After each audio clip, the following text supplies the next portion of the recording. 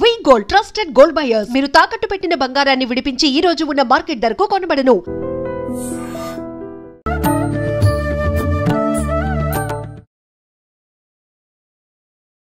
నమస్కారం, welcome to I dream. ధర్మ మార్గం విత్ విజిత కార్యక్రమానికి స్వాగతం. ప్రస్తుతం మనతో పాటు ఉన్నారు ప్రముఖ జ్యోతిష వాస్తు పండితులు బ్రహ్మశ్రీ అన్నవరపు తిరుపతి మూర్తి అవధాని గారు. ఇప్పుడు గురుగారితో మాట్లాడి మరిన్ని విషయాలు తెలుసుకుందాం.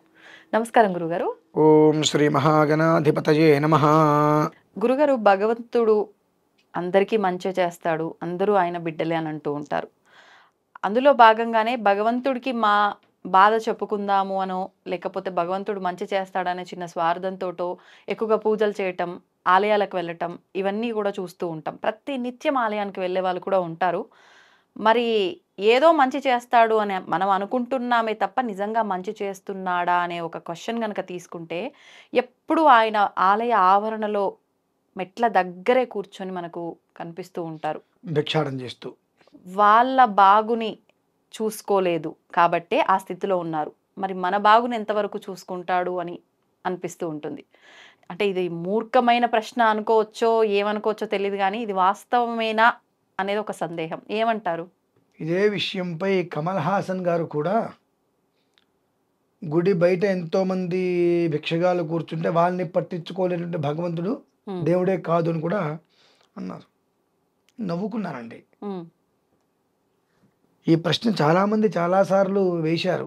ఎన్నో చోట్లకి ప్రవచనాలు చెప్పడానికి వెళ్ళినప్పుడు వేశారు. నవ్వుకుంటూ ఉండేవాడిని నేను. ఎందుకు చెప్పిన నవ్వుకోవటానికి కారణం,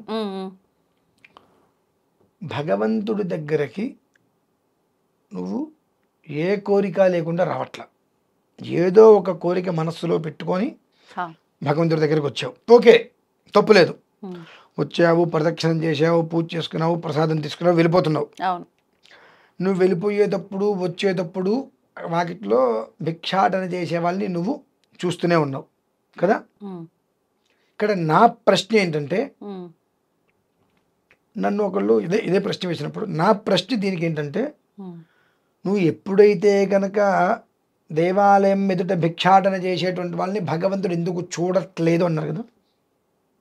నీకు 10,000 రూపాయలు జీతం వచ్చినప్పుడు ఉద్యోగంలో గుళ్ళోకి వచ్చి వాడికి ₹1 ఇచ్చావు, భగవంతుడికి అర్చన చేసుకున్నావు. 6 నెలలకో సంవత్సరానికో నీకు ఇంకొక 10,000 ఎక్కువ వచ్చే జీతం నీకు పెరిగింది. పెరిగినా నువ్వు అదే రూపాయి ఇచ్చుకుంటూ వచ్చావు అదే భిక్షగాడికి. అంతకుమించి నీకు 10 రెట్లు పెరిగేటువంటి మంచి శాలరీ పెరిగింది. నువ్వు అతనికి రూపాయి ఇవ్వటం వలనో, భగవంతుడికి ఆరాధన చేయటం వలనో ఏదో రకంగా ఇంకా వృద్ధి పెరిగింది. నీకు ఇవాళ ₹1,00,000 జీతం వస్తుంది, మళ్ళీ అదే రూపాయి నువ్వు ఇచ్చుకుంటూ వచ్చావు. నీకు జీతం పెరిగిన ప్రతిసారి నీ స్నేహితులతో నువ్వేం చేస్తున్నావు, పార్టీ చేసుకుంటున్నావు. దానికి 1000, 200, 300, 1000, 5000 సెకండరీ. ఎంతో కొంత ఖర్చు పెట్టి నీకు ప్రమోషన్ వచ్చింది, జీతం పెరిగిందని నువ్వు పార్టీ చేసుకుంటున్నావు కదా. ఈ పార్టీ కోసం ఖర్చు పెట్టేటువంటి ఏదైతే రూపాయి ఉందో, ఆ రూపాయితో ఏనాడైనా ఈ గుడి దగ్గర భిక్షాటన చేయించుకునేటువంటి ఒక వ్యక్తికి నువ్వు ఒకసారి తీసుకొచ్చి ఆ డబ్బులతో కడుపున భోజనం పెట్టగలిగావా? పెట్టలేదు. పోనీ చలించిపోతున్నావు, దేవుడు దేనికి పనికిరాడు, భిక్షగాలకి పట్టించుకోవట్లేదని చెప్పి బాధపడిపోతున్నావు. ఏదైనా ఒక దేవాలయించి ఒక వ్యక్తిని నువ్వు దత్తత తీసుకొని అతను పోషించగలవా? మరి నీకు ఎక్కడి నుంచి వచ్చింది అర్హత? ప్రశ్నించే అర్హత నీకు రాకూడదు కదా. నీకు ప్రశ్నించే అర్హత రావాలి అని అంటే నువ్వు ఆ చలించి జాలిపడ్డప్పుడు నువ్వు ఏదైనా ఒక ప్రయత్నం, నీ ప్రయత్నానికి నువ్వు వాళ్ళకి ఉపకారకరంగా ఏదైనా చేస్తూ ప్రశ్నించు.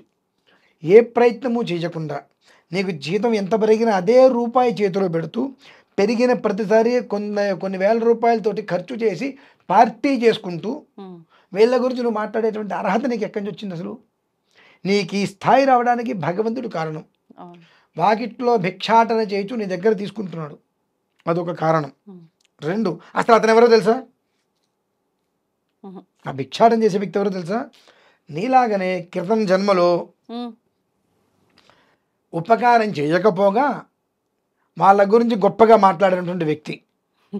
ఒక గ్లాసుడు మంచినీళ్ళు ఇవ్వకపోగా వాళ్ళకేదో ఉపయుక్తంగా చేసి వాళ్ళకి ఏదైనా ఒకటి కట్టించి వాళ్ళకి ఏదైనా ఏర్పాటు చేసి అన్నీ ఇద్దాము అనే ఆలోచన లేకపోగా వాళ్ళ గురించి నేను ప్రశ్నించా అనేటువంటి గొప్పతనం కోసం ప్రయత్నం చేసింది కింద సంవత్సరం నీలాంటి వాడే. అంటే ఒక రకంగా సింపుల్గా చెప్పాలంటే ఇప్పుడు నువ్వు ఉన్న ప్లేస్లో గత జన్మలో వాడున్నాడు. ఓకే. ఈ ప్లేస్లో వచ్చేటప్పుడు నువ్వే ఉంటావు ఉమ్. అని అదే వాస్తవం అక్కడ. ఏమిటి అంటే వాడి చేసినటువంటి కర్మ అనుభవిస్తూ గుడి ముందు కూర్చున్నాడు. అంటే ఒక రకంగా అహంకారంతో కళ్ళు మూసుకుపోతే భగవంతుడు చెప్పే గుణపాఠం అనుకోవచ్చా? ఖచ్చితంగా అండి. ఎందువల్లనంటే ఆ కమల్ హాసన్ గారు కూడా ఇదేమంటున్నారు కదా. ఏమో అండి ఇవి. కమల్ హాసన్ గారు నేను విన్నానండి. గుడి ముందు భిక్షగాళ్ళని బాగు చేయలేని దేవుడు బయట వాళ్ళని ఎట్లా బాగు చేస్తాడో ఆయన దేవుడే కాదని అన్నాడు. నువ్వు పుట్టినప్పుడు ఎంత సామాన్యంగా పుట్టావు, ఉమ్. ఏదో పూటకు గడిస్తే చాలనేటువంటి ఇంట్లోనే పుట్టావుగా. 64 కళలలో ఒక కళ నీకుండి ఆ కళ ద్వారా భగవంతుడు నీకు ఇంత యోగాన్ని ఇచ్చాడుగా. ఉమ్. ఇచ్చినప్పుడు నువ్వు ఏనాడైనా దేవాలయాలకు వెళ్ళినప్పుడు అక్కడ భిక్షగాలు ఉన్నారు కాబట్టి నేను పుట్టినప్పుడు మా నాన్నగారి పరిస్థితి ఏంటి, మా పరిస్థితి ఏంటి, నాకున్నటువంటి కళ భగవంతుడు ఏదో ఒక రూపంలో నన్ను ముందుకు నడిపించాడు. అంటే నా కళను గుర్తించో నా నటనను గుర్తించి దానికి ఒక మనిషిని ఏర్పాటు చేసిన తద్వారా నన్ను ఒక స్థితికి తీసుకొచ్చాడు. కాబట్టి ఆ మనిషి ఆ స్థితిలో ఉంటే అతనికి నాకు సహకారం చేయమనే కదా నాకు ఈ స్థితి ఇచ్చింది. నువ్వు గమనించుకోగలిగావా? ఓకే. సాటి మనిషికి సహకారం చేసేటువంటి స్థితి నాకు ఇచ్చాడు భగవంతుడు. అంటే డైరెక్ట్గా భగవంతుడే వస్తే ఉమ్. మనం చూడలేము, నమ్మలేము, ఉమ్. మన కళ్ళు మూసుకుపోతాయి కనుక ఆ ఒక్క విద్యుత్ శక్తికి భగవంతుడు రాలేక దైవం మానవ రూపం కురు అన్నట్టుగా భగవంతుడు నన్ను ఈ పొజిషన్కి తీసుకొచ్చాడు. వలన అట్లాంటి వాళ్ళ నలుగురికి సాయం చెయ్యమని చెప్పి ఓకే. మనం చేస్తున్నామా? చేయకపోగా అహంకారంతో కూడుకున్నటువంటి మాటలు. ఈ మధ్య కాలంలో ఇంకా అలా అడుక్కునే వాళ్ళ దగ్గరే కోట్లకు కోట్లు ఉన్నాయి, పెద్ద పెద్ద బంగ్లాలు ఉన్నాయి, ఇలాంటిది ఒకటి ఎక్కువైపోయింది. అది వేరు. అందుకే వాళ్ళకి డబ్బులు ఇవ్వకూడదు, తినడానికి మాత్రమే పెట్టాలి, ఇలాంటి ధోరణి కూడా డబ్బులు ఎక్కువైపోయింది. ఇవ్వలేదు, తినడానికి కూడా ఏది పెట్టలేదుగా. ఉమ్. ఉమ్. లేదు అనుకుందాం, నా పుట్టివాడు సరే అండి, ఉమ్. నా దగ్గర ఒక 10,000 ఉన్నాయి, నా గుడి దగ్గర ఒక 10 మంది కూర్చున్నారు, ఉమ్. వాళ్ళకి ఎండకి ఎండుతున్నారు, వర్షానికి తడుస్తున్నారు, నేను ఈ ఆలయానికి పక్కన ఒక స్థలం ఉంది, అదొక 4-5 లక్షల రూపాయలు చెప్తున్నారు, ఆ స్థలం కొని వాళ్ళకి అక్కడ చిన్న కుటీరం ఏర్పరుస్తానండి, ఏంటి 10 మందిని నేను మారుస్తా, ఉమ్. చిన్న కుటీరం ఏర్పరుస్తా, 10 మంది అక్కడ ఉంటారు, వాళ్ళకి క్షవరకర్మలు అనేది నిర్వర్తించి దేవాలయం పరిసరాల్లో మొక్కలు అవన్నీ పెట్టించి వాళ్ళకి ఆ పనులు నేర్పుతూ వాళ్ళకి భోజనం పెడుతూ నేను నా ప్రయత్నం నేను చేస్తాను, నాకు మీరు ఏదైనా రూపాయి విరాళాలు ఇస్తారంటే ఇస్తారా? ఉమ్. మరి మాట్లాడారు, అది ఎక్కడి నుంచి వచ్చిందండి? కేవలము ప్రతి ఒక్కరూ కూడా ఏ విషయం గురించి మనం మాట్లాడటం మొదలు పెడితే ప్రపంచం మన వంక చూస్తుంది అనేటువంటి విషయాన్ని దృష్టిలో ఉంచుకొని దేవుడు ఉంటే భిక్షగాలను చూడకుండా ఉంటాడా? దేవుడు లేడు ఒప్పుకుందాం కాసేపు, ఉమ్. నువ్వైతే మనిషివేగా, నువ్వే ఎందుకు చూడట్లా? అసలు ఉమ్. సాటి మనిషిని నువ్వెందుకు చూడట్లా?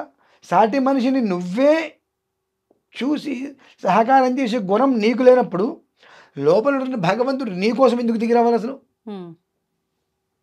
లాజిక్ బాగానే ఉంది కదండి. ఉమ్. కాబట్టి ఎప్పుడూ కూడా వారు అక్కడ ఉన్నారు అని అంటే ఇలానే క్రితం జన్మలో నీలానే అధికారికంగా అహంకారంగా మాట్లాడి ఆ పాప ప్రాయశ్చిత్తం కోసం ఉంటారు.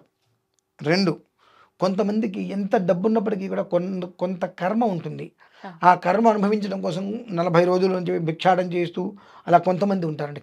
అరుణాచలం వెళ్ళండి, మొత్తం దాదాపుగా పెద్ద పెద్ద సాఫ్ట్వేర్లు ఎండీలతో సహా ఉమ్. అక్కడికి వచ్చి 40 రోజులు వాటి భిక్షాటం చేస్తూ ప్రదక్షిణ చేసి వెళ్తూ ఉంటారు. ఓకే. అది ఎందువల్ల చేస్తారంటే నేను ఏదో చేయరాని దోషాలు చేసి ఉంటా, ఈ పాపం వల్ల నా తర్వాత జనరేషన్ నా పిల్లలకి ఎలాంటి అనర్థం కలగకూడదని చెప్పి పాప ప్రక్షాళన కోసం భిక్షాటం చేస్తూ అక్కడ దొరికింది తింటూ ఓకే. కోట్ల రూపాయల అధిపతులు నేను చూసి అక్కడ ఉమ్. కోట్ల రూపాయల అధిపతులు ప్రతిరోజు సాయంత్రం సంధ్యా సమయంలో ఒక ప్రదక్షిణం చేస్తారు, ఉమ్. అక్కడ దొరికింది తింటారు, ఉన్న చోటు పడుకుంటారమ్మా. ఓకే. అందరినీ మనం భిక్షాటం చేసే వాళ్ళు అనుకోకూడదు. ఉమ్. ఆ రూపంలో కొంతమంది ఋషులు ఉంటారు. ఎందువల్లనంటే